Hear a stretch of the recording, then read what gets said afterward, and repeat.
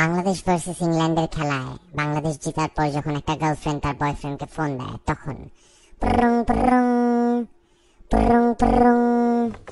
জান দেখছো দেখছো আজকে বাংলাদেশ কেমনে খেলা জিতছে দেখছো? হ্যাঁ দেখছি তো, ফেসবুকে তো স্ট্যাটাস আপডেট দিছি, দেখো নাই? দূর রাখো তোমার ফেসবুক।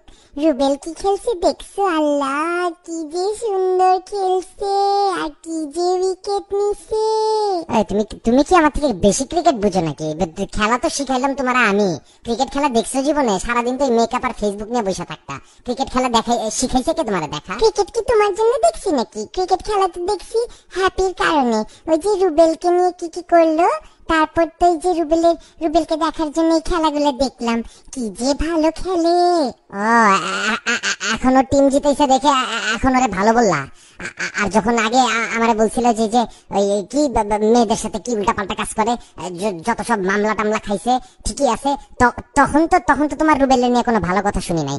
এখন জিতছে দেখে ভালো হয়ে গেছে তোমার জন্য? তুমি না জীবনে ভালো কিছু বলতে পারলা না। একটা মানুষের প্রশংসা করতেছি, সেটা নিয়েও তোমার জেলাসি।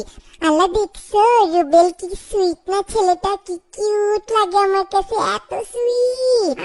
আমি না তোমার মতি গতি কিছু বুঝি না, বুঝছো? কিছুদিন আগে, কিছু সপ্তাহ আগে তুমি আমার ফোন করে বললা না, যখন মামলা চলতেছিল, বললা না জান দেখছো দেখছো কি ক্রিমিনালের মতন চেহারা দেখছো? আর এখন একটা ছেলে তোমার কাছে ধাম করে সুইট হয়ে গেল। এত হিপোক্রিসি কেন তোমার মধ্যে? বেহায়ার মতন খালি তর্কই করতে পারো, জীবনে তো ভালো কিছু করতে পারো নাই।